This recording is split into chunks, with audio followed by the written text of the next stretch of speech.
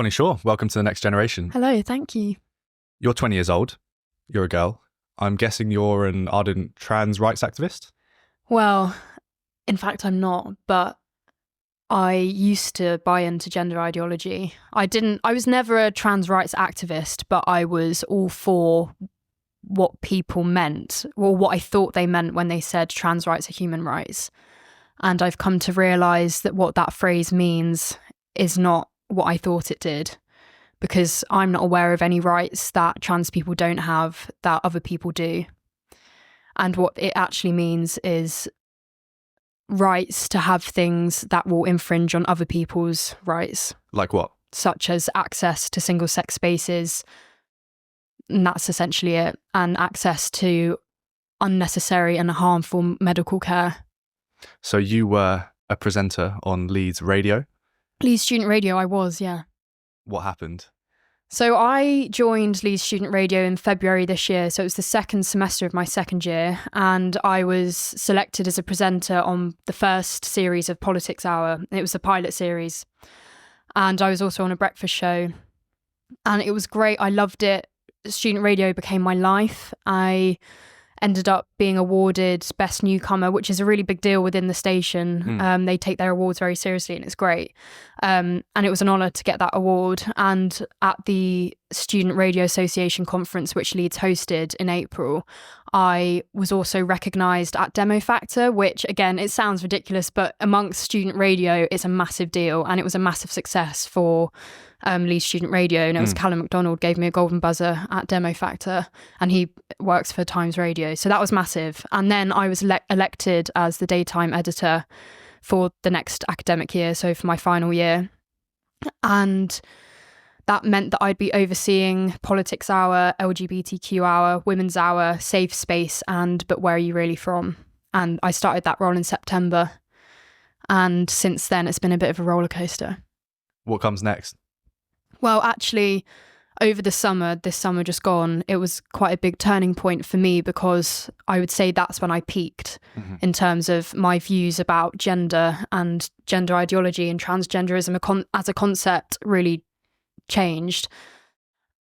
When I was on Politics Hour last year, we did an interview with Susan Smith, who's one of the directors of For Women Scotland, which is a women's grassroots organisation who are very critical of the way that the Scottish government have tried to impose self-ID in Scotland. And through meeting her, I realised that I agreed with everything she was saying. And because I decided I wanted to do my dissertation on gender ideology, I started reading books by people such as Kathleen Stock and Helen Joyce. And I ended up meeting Helen Joyce at Living Freedom over the summer. And that was amazing.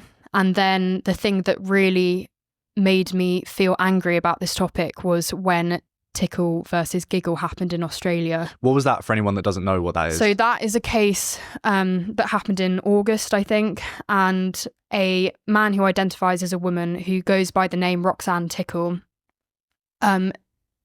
won his appeal that he was discriminated against on the basis of his identity as a woman, because Sal Grover, who created the Giggle app, which is meant to be a social media network for just women, i.e. females, refused him entry to the app.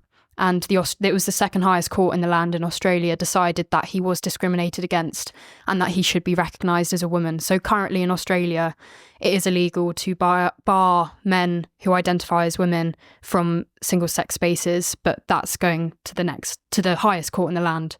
So it will now be Giggle versus Tickle. But currently, that's where it stands in Australia. And since then, I've just been incensed by this whole thing, and I had never felt so angry about something that was happening so far away. I've often found it very confusing with students in particular who become obsessed with topics. And like the Palestinian protests, I often, especially for students who don't have any personal connection to anyone in the Middle East, or they're not Muslim, or they're not Jewish or Israeli, or have family in Israel, I was always like, how can you get so emotive about something that you have no personal connection to? Whereas this was the first time I was like, wow, I actually really understand this now. Although you could say, because I'm a woman, and I was already interested in the topic, that's what happened. But yeah, it was from that point on that I was like, I can't be quiet about this anymore. And that's when I became active on X talking about it.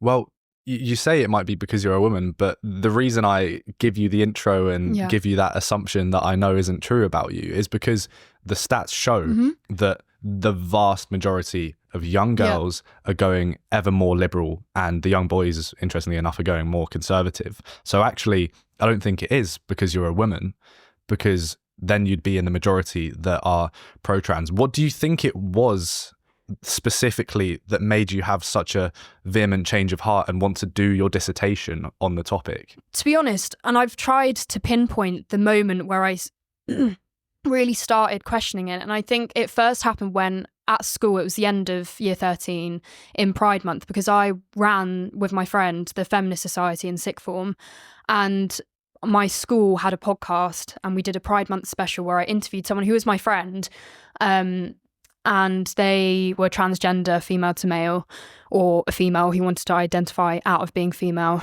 And throughout that interview, they were saying things like, my life expectancy is now 30 because I'm trans, and how suicidality rates are so high.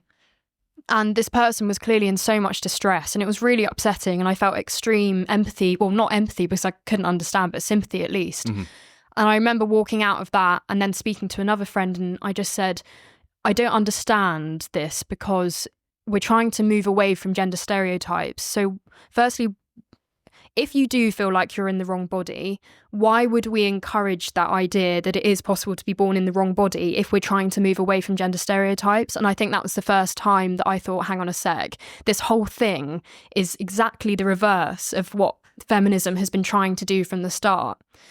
And then going to uni, because transgenderism and gender identity is such a big thing, it was impossible not to think about it. And I was seeing it everywhere, whether that's pronouns at the end of everyone's emails, pronouns on people's badges who work at the union, whether that's seeing things like the Gender Expression Fund, which is now something that's spread throughout universities. So the Gender Expression Fund at Leeds, and it's the same at multiple other unis, is a grant that gender non-conforming / trans students can apply for, and it's normally about £50 to buy gender affirming products. And those things include things from binders to makeup to clothes, stuff like that. And I just thought, hang on a sec, I thought we were trying to move away from this idea that to be a woman you had to look a certain way, or to be a man you had to look a certain way. And so seeing things like that made me think, God, this whole thing is just so regressive. Well, to linger on those pronoun badges and this gender affirming fund that you can get, how prevalent actually is it in university in terms of meeting a trans person or people that subscribe to the values? Is it exaggerated by the media, or is it everywhere you look, you've got people who are trans activists?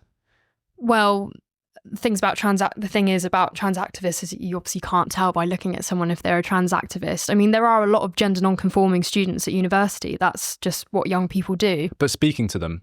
I mean, speaking to trans activists or to trans people? Speaking to university students, do you find that you come across a lot of trans rights activists? I mean, yes. In my feminist philosophy module this year, I most weeks sit in a room surrounded by people who are not very happy with what I'm saying, and I don't know a single person who agrees with me. If they do, they keep their mouth shut.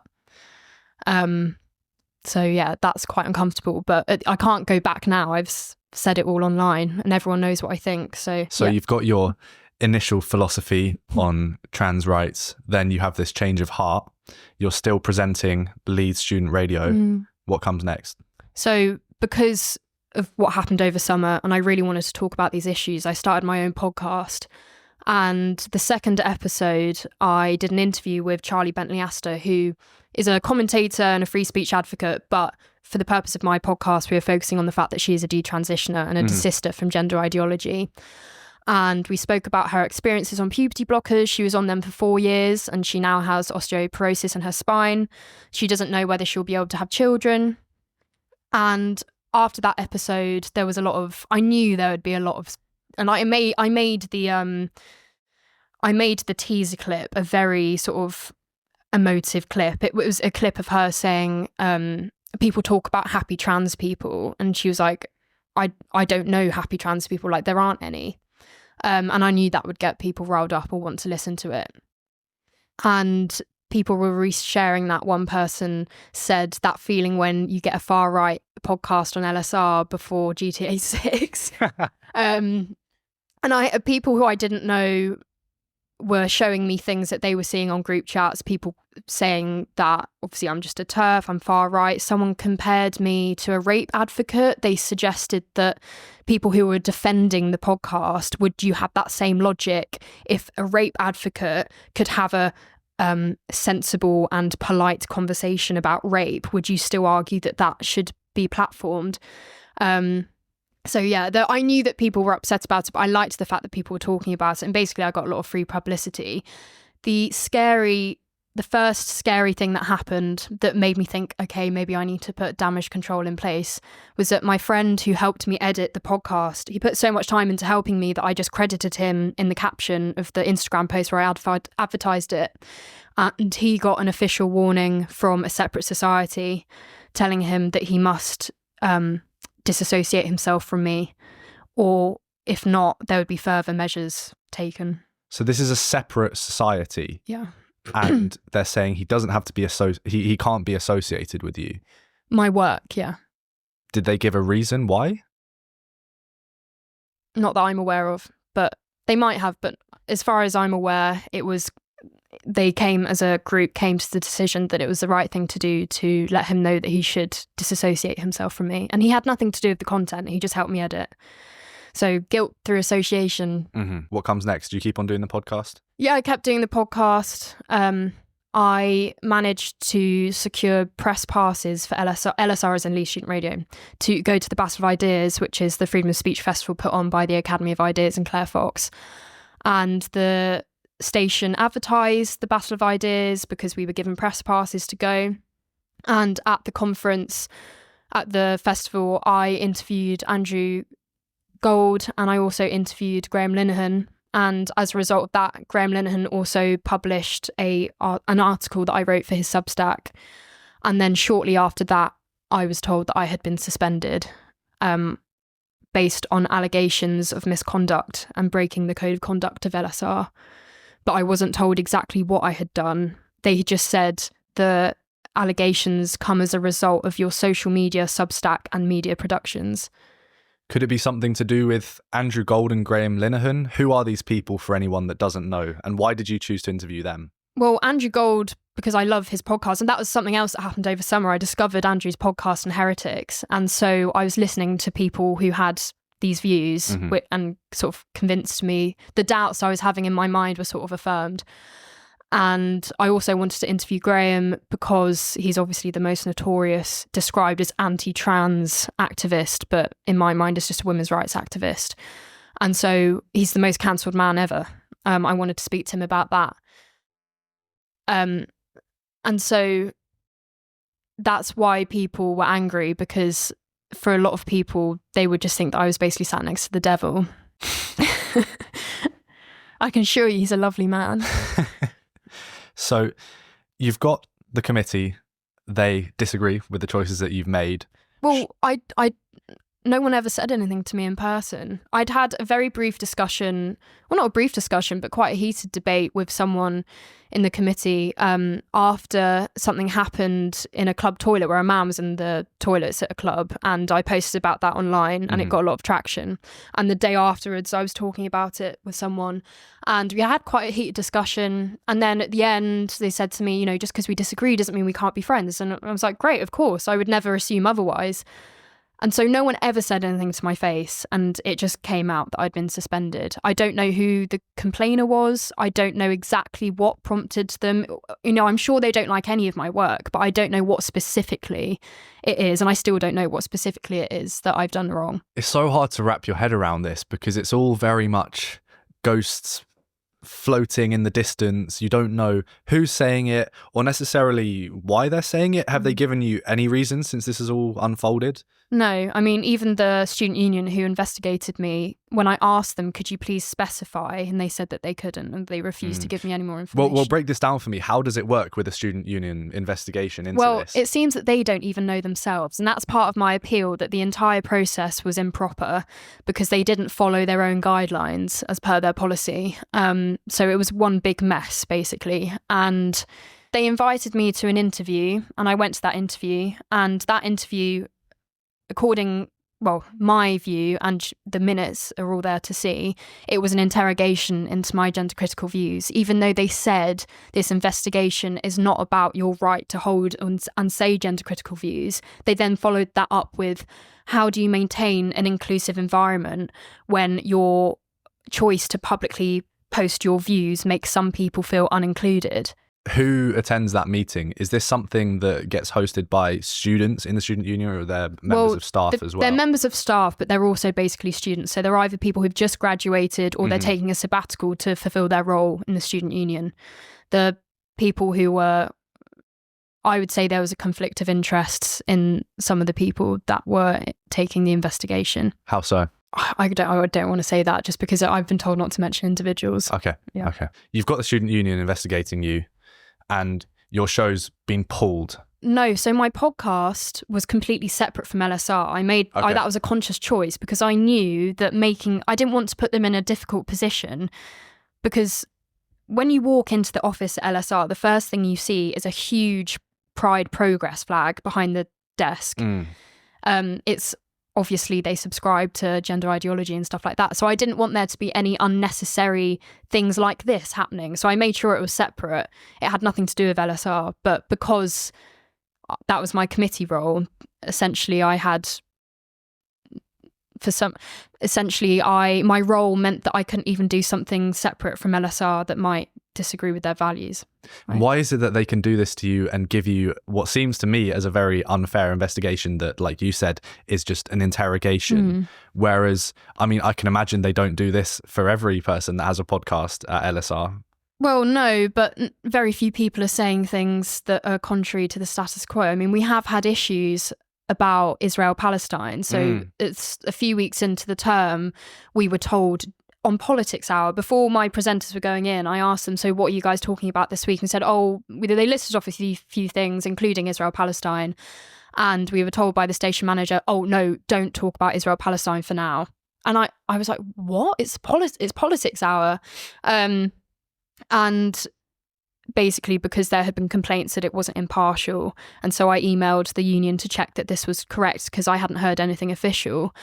And they said that we're waiting on sort of guidance, but for now students aren't allowed to talk about it, or something like that. So there are issues with certain topics, but very few people, very few people are saying things that can be seen as very controversial. But if they do, it does happen. So, well, it seems to me, as a university that's offering politics podcasts out that you can do, you don't really have much option in what actually gets discussed on those political shows. Well, they claim it's all to do with media training and that we should be being impartial as good journalists. So now, this is very recent, now if you go onto the website to listen live, the first thing that comes up is a disclaimer saying the views spouted in this podcast might not necessarily reflect the station as a whole. They might not necessarily. Do they do that for other impartial. Politics podcasts? No, so it's for every single show. So even if you're listening to a music show that has nothing to do with politics, the disclaimer is there. Okay. But I guess it's just to cover their backs. But yeah, it's not just people like me, it's people who do want to talk about controversial issues. And I've heard that some members are now a bit worried about saying the wrong thing just in case something happens to them. Do you think that's healthy for a university to feel that way? Obviously not, no. But I mean, if I'm an example to go by, I can understand why someone would feel like that. I mean, the day that I was suspended, there was a committee meeting that I was meant to be going to, but because I was suspended, I ended up not going. And I've been told that at that meeting, my suspension was obviously addressed. And I don't know when this happened, but my face that was printed out on a poster with my name was taken down off the wall where the committee was displayed. And that was when my suspension was temporary and the investigation wasn't over. So it felt as though the decision had been made, my name and face was not only taken off the physical wall, but was taken off the website as well before the investigation was over. Flesh this out for me a little bit more. You've already described a little bit what it's like having your views in this university, but tell me a little bit more about that, because as someone that hasn't gone to university, and I'm sure loads of people that are watching and listening, can you just tell me a little bit more about what it's actually like holding sort of anti-trans ideology views at a university in 2024? Well, it's very isolating in the sense that I don't know a single person at uni who fully agrees with me, or if they do, there's no way they would express that. Or if I've had some people say, I agree with you, but I would never say it. It just means that I'm aware that people who don't know me don't like me, and people who I might have a mutual friend with will ask questions to them, what's Connie like? And they'll say, well, she is normal, but they basically say that they don't like me because of what I say, which is fine. You don't have to like me. And I actually, throughout this whole process, I used to sort of pride myself on the idea, of course I could be friends with someone that I really disagreed with. But now thinking about it, with how much I am fundamentally gender critical, I could never, for example, be in a relationship with someone who didn't agree with me on this topic, because I feel like it is too fundamental for me. But I could never not be friends with someone.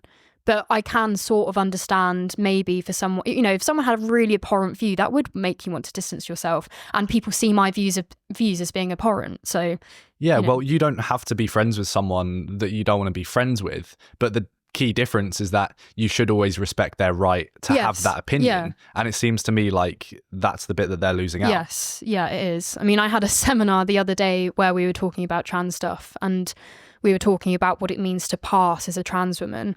And I said to someone else in the seminar, oh, you should watch Andrew Gould's interview with Blair White. It was really interesting. And before I even finished my sentence, she cut me off. She said, well, I don't like Blair White, so I'm not going to watch that. And I said, well, I watch a lot of people I don't like, but it's still good to do that. So there's this idea that, if you just pretend like it's not happening, then you don't have to hear those views. So I think that's part of it as well. The idea that you can just distance yourself from people that you disagree with to sort of move away from having difficult conversations. How prevalent do you think that attitude is for people our age? Have you seen that growing up, that people are just too scared to even go near certain topics? I think I used to be like that. I mean, when I say I used to sort of be a trans activist, the most embarrassing thing looking back that I posted in lockdown when I was in my infographic performative activist era, there was it was a cartoon of a vulva and the same image printed right next to each other. On the left it said, labelled it as just woman, and then on the right it said man/non-binary, and I reposted it and I said, if you don't agree with this, you're simply transphobic. And then the next post was like an explanation, the caption to that post. And I said, for the dense people who don't understand the reality of identity. So I used to be one of those people. I'd never read I had no idea what I was talking about. I'd never read the other side, yet I was confident enough to say that online to hundreds of people. Why do you think that is? Because I was obsessed with the idea of being progressive, and that was the progressive thing to do.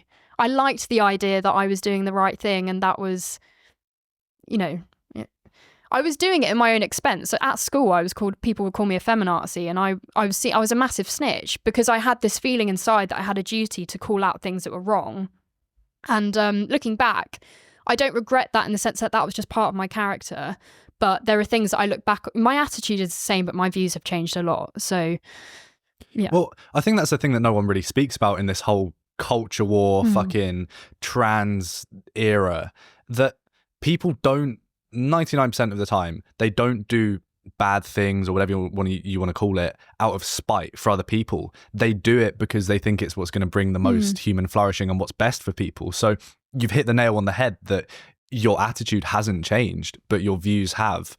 And it's so depressing seeing that a lot of the time, especially on X, which I try and stay away from as much as possible, people always strawman the other side with things that are saying that they're akin to Hitler or enter buzzword. There's this theory, I can't remember what it's called, but it's that the more something gets, the longer you spend online, the more likely it is that you're going to see something get compared to Hitler. And it's so true. Like, enter the buzzword there.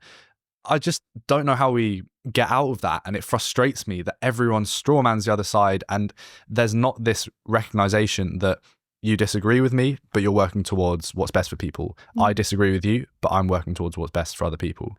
Yeah, I agree. I mean, some people I'll never be able to convince, and that's fine. And that's why I was saying to you earlier that I disagree quite slightly with this sort of Matt Walsh line that we need to destroy gender ideology, because that's contradictory. I want the freedom to be able to say what I want just as much as I respect what other people say. That doesn't mean destroying ideas, because you can't destroy ideas. But the important thing is that we have spaces where we can have open discussion, and that doesn't result in people losing positions like I have. Do you have hope for our generation? Do you feel like maybe some of that, like you alluded to earlier, is performative rather than actually deeply held? It's hard to say. I think at school it was definitely performative. But now at university, where people are actually going through a rigorous academic education and they're still holding on to these ideas and seeing it as something that is the right thing to do, regardless of any sort of argument. There's always some way that the argument has been skewed, and how it's just attacking trans people. But I think even through what I've done already, I've had conversations with people, like I said earlier, who've said to me, "No, Connie, I agree with you, but I'd never be the first to say." So I'd like to think, and I've had people from uni actually today, someone messaged me saying, "I'm at Leeds. It's really great to see someone talking about this." So it does fill me with hope, but I think we're a long way away from people being able to express that publicly. Well, there's this sort of idea that once you get sort of 13% of a population roughly adopting something, you reach critical mass, and then people are no longer scared to say the thing. And it feels like maybe we are approaching that, especially if you look politically across the pond at the US election, obviously Donald Trump getting voted in.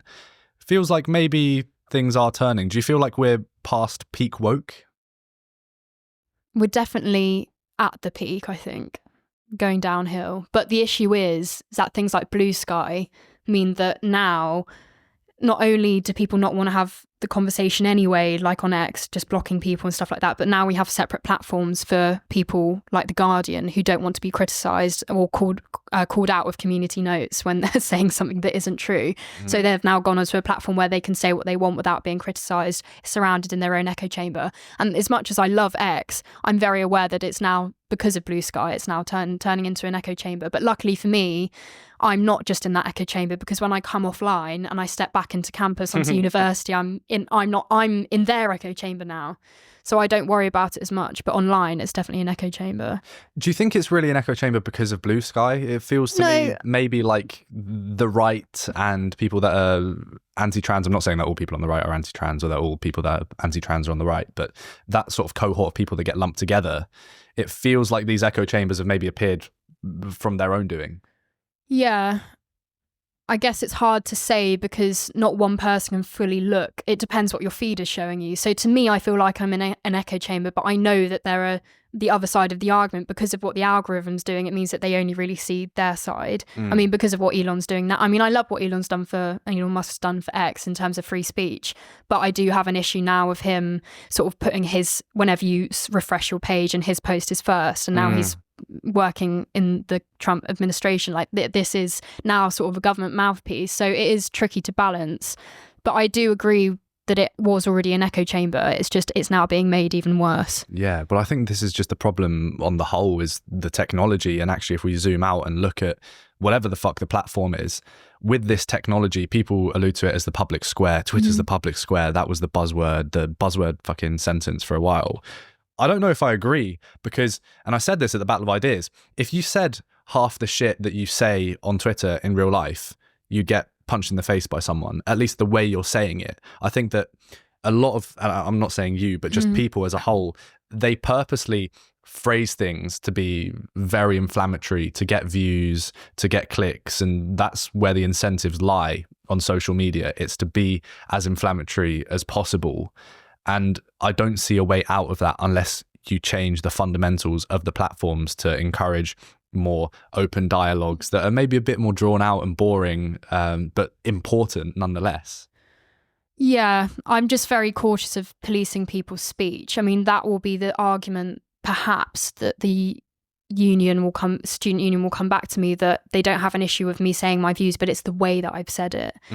And that's a very subjective, what is emotive and what is harmful. I mean, even just saying that men can't be women is seen as to a trans activist, that is seen as being transphobic and hateful. So who decides what is an appropriate way to say your views? I mean, as soon as we start policing that, I think it's a very slippery slope. So we've laid out your predicament. Trans women are women. Why not? Because they're men, because they're male. Dig deeper for me. If trans women were women, they wouldn't be trans. There's a reason why they're called trans women, and it's because they're not women, they're men. If we allow men to become a subcategory of women, there is no such thing as a woman, because that's the whole point of having definitions of words. The scary thing now is that, maybe 20, 30 years ago, transsexualism, as it used to be called, people were very aware that sex and gender were different. And that's what feminism in the second wave was trying to explain, that yes, we are biologically female, but that shouldn't mean that we should be treated in a way that's different to men in most respects. But now and people would argue that sex and gender are the same, you should be treated because you're that way. But now people have gone back and said, actually, gender and sex are the same, and you can decide what sex you are too, because there's this whole sort of Judith Butler idea that sex isn't real either, and that not just gender is a social construct, but sex is a social construct too. And so now we've started breaking down, the idea is that you can start breaking down what sex means to actually it means nothing. That has serious issues for policy and women's rights. So in that sense, males, which I think are men, can never be women. And so trans women are not women, they're men. What would you say to the pushback from someone that does believe in trans ideology when they say the genitals aren't indicative of your gender at all, and what's more important is that you feel like a woman, so therefore you are a woman? Well, if feeling like a woman is what makes you a woman, I don't know what it feels like to be a woman. I just am one. When you ask these people, what does it feel like a woman, they can normally never point to anything other than stereotypes. And that's how we get back to, okay, so this is just regressive and talking about stereotypes. So the idea that it's a feeling, fine. If you want to say that you feel like a woman, fine. You go, I don't have an issue with people saying that. What I do have an issue with is people saying that feeling then grants them permission to access female spaces. Well, Felice was sat in this chair a couple of weeks ago and we talked about this, and I think I've slung out some phrase that it's the bipartisan left-right horseshoe of female coddling. And I think you're seeing that emerging more and more, that the left, the progressives, if they buy into trans ideology, the only argument they have a lot of the time is, I feel like this, insert stereotype. Then actually, you see an emergence of this on the right as well, where women are pushed towards staying in the kitchen and making a sandwich because of the same stereotypes. So it feels like this sort of goes all the way round when you get to the extremes, no matter what side it's on. It absolutely does. Yeah, I agree. Tell me more about university. And we've spoken a bit already about free speech and it being clamped down on.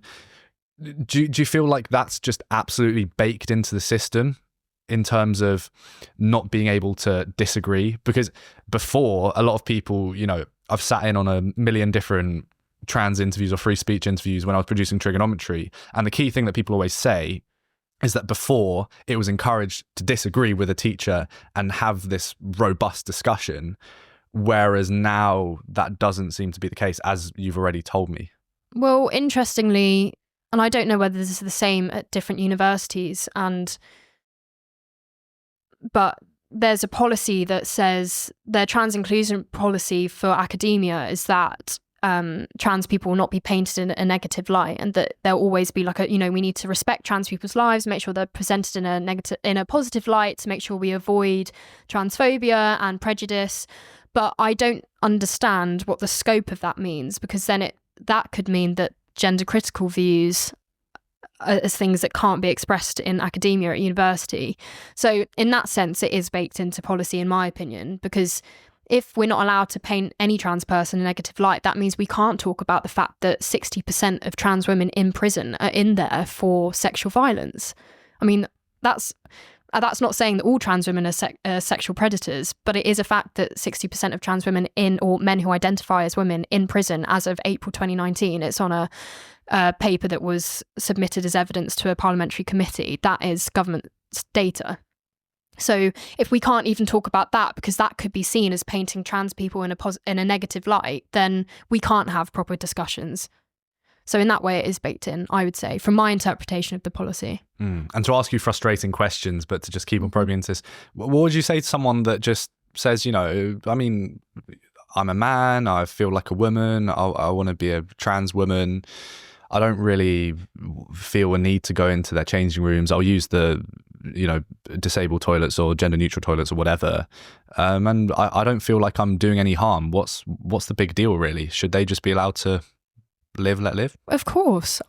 People can live their lives however they want, as long as it doesn't infringe on other people's rights. And I believe that women, according to the Equality Act, females and males have the right to exclude the opposite sex on the basis of privacy, where that's appropriate. So yeah, it doesn't bother me at all. And actually, I admire trans people who accept that they are different, and that means that when I say trans people, I mean trans women specifically, acknowledge that they are male, and that means that they shouldn't have access to female-only spaces because they wouldn't be female-only spaces. So yeah, I don't have an issue with that at all. You say trans people, I'm guessing you're alluding to gender dysphoric people if you don't actually believe in trans ideology. I struggle with this one because I don't believe in transgender ideology, and people often say, oh, these people don't even believe that trans people exist. Of course, I believe there are people who say that they're trans, but it's the equivalent of saying, if I say that I don't believe in God and there's someone sat in front of me who believes that they were created by God, does that mean I don't believe they exist? Like, it's the same thing to me. So in that sense, of course, trans people exist in the same way, of course, Christians exist. I just don't believe in their own idea of themselves. Of course, gender dysphoria is a real thing, but gender dysphoria doesn't always mean you might identify as trans, and certainly doesn't mean that you are the opposite sex and that you were born in the wrong body. Well, just because something exists as a belief of who you are, it doesn't mean it's true. And to throw my hand into the mix and get cancelled along with you, have two fucking bigoted Gen Zers at the table. I just think, to me, it's obvious that men are men and women are women. I can't believe we're having this discussion. It pissed me off. But I feel like both sides do need to give a little bit. And it's all really caught up in this battle of language more than anything else. What gender actually means, what sex means. And I think that actually we could do with getting rid of the word gender altogether. Oh, I agree. That's why the word gender critical is a thing, because in my opinion, to be a feminist is to be critical of gender. Like, I don't believe there is such thing as gender. It's as Germaine Greer says, gender or femininity is the fake version of femaleness. So, in that sense, I don't believe gender exists. Well, I think you can feel a certain way that might pertain to commonalities with the other gender that sort of all women do typically have, but that doesn't make you a woman. It makes you feel like you have a lot in common with women, and that's the distinction. I mean, Sophie Spittle, she went on the Trigonometry podcast and she speaks about fitlings as the word, and it's this idea that it's how you fit in, it's how you feel, but it doesn't mean that you are that thing. And I think that's exactly what we need to have. We need to have sex. I'm a man or woman. And that's really what's important 99% of the time on your passport, what changing rooms you use, what sports you compete in, whatever. But then you have this concept of fitlings where, I'm a male, but I have female fitlings. I feel like I fit in with women more and I share more of their traits than I do with men. Okay, cool. But that doesn't mean that you get to compete against them. Yeah. And it doesn't mean that you're a woman. Exactly. I think in lots of ways I'm quite masculine, but that doesn't mean I'm a man. And that's the whole point. That's what feminism is trying to be moving away from. So why would anyone who feels they're slightly feminine or is really feminine, who is male, feel that that means that they're a woman? I mean, the other issue with this whole thing is that gender non-conforming children, overwhelmingly, they're 20 times more likely to grow up to be gay. We don't know why it is, but when you just see that little boy, and Helen Joyce talks about this, you can sort of see that little boy and you just know that he is probably going to grow up to be gay. He's flamboyant, he's a bit wishy, I think that's the word she uses. And so it's this gender ideology is specifically harmful to children who are going to grow up to be gay because they are the most gender non-conforming or most likely to be gender non-conforming.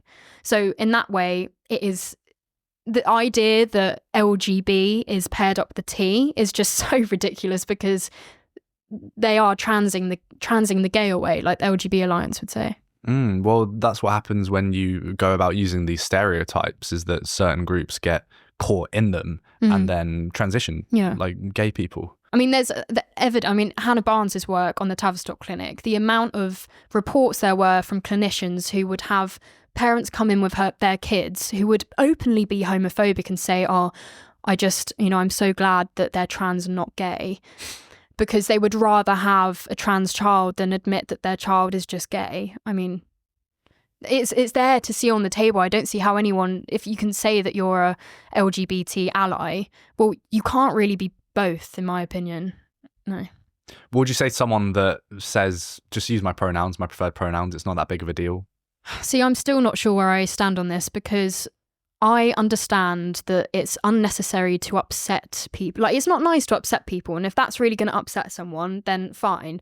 But if we can't use the language to talk about the reality of things, then that's removing, like, another, to quote Helen Joyce again, rules are written in language. So as soon as you give the language away, you can't establish why it is that a male can't come into a female toilet. If you're referring to a trans woman, say, oh, but she can't come in here. What do you mean she can't come in here? But it's a she. Well, no, the reason she can't come in here is not because she's trans, it's because he's male. And so by taking the language away, you can't explain to someone clearly as to why, it doesn't make sense to say she is male. Maybe it does to some people, it doesn't to me, and it's not helpful. Yeah, well, I think this ties into the whole fitling thing, and this is what I mean by maybe both sides have to give a bit of ground, because I wonder, and I haven't thought about this super deeply, but I wonder what would happen if you did give away pronouns, and you did let them be used by however they liked. Because if you get rid of the word gender and pronouns just describe your fitling, how you fit in, then suddenly actually they're not tied to anything. At the moment, if I want to be referred to as she and be called Ellie, then that means I have an inherent right to the female changing rooms.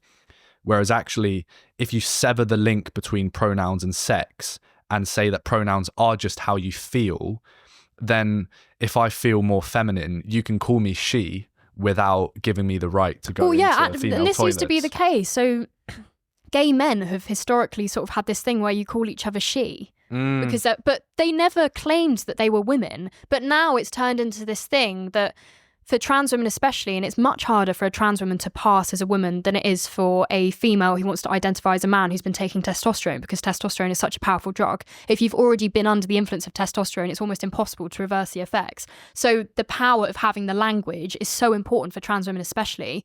And that, I made this point about Blair White. The reason why she, and I'll call her she for the sake of it, the reason why for her it's okay, I think, the reason why it's okay for her to say, yes, I know I'm a man, is because she passes so well. Whereas for trans women who don't, and everyone knows that you're male and wouldn't know other, and, it'd be hard to convince anyone otherwise, the power of having the language and making sure people refer to you as she is what they need to sort of, at least people are pretending to claim that they think I'm a woman. Whereas Blair, unless she pulls her pants down, you would never know that she was male unless you already know who she is. So it's, for her, it's fine to say, yeah, I'm a male, but walking around, it doesn't matter because people are just going to call her she.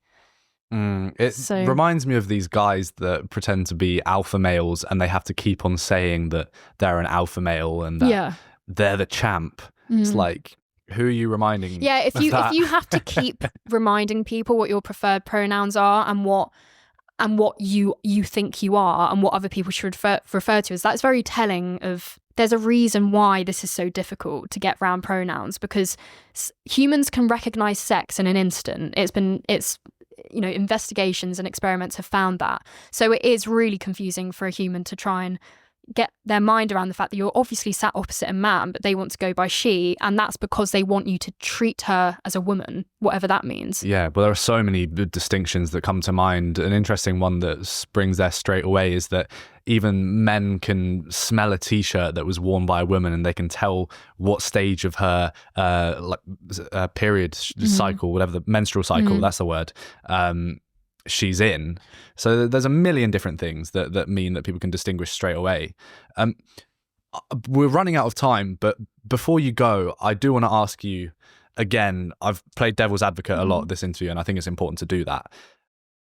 Are you doing all of this just because you want to be some anti-woke martyr pushing against the current status quo at university?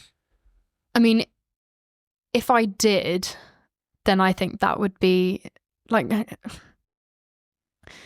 I started talking about this way before I ever thought anything like this could happen. I mean, I'm honoured that people want to speak to me about stuff, but I mean, I do admit it is great for my career. There are not many women saying the things that I do, but I don't think I could possibly say something that I thought wasn't true.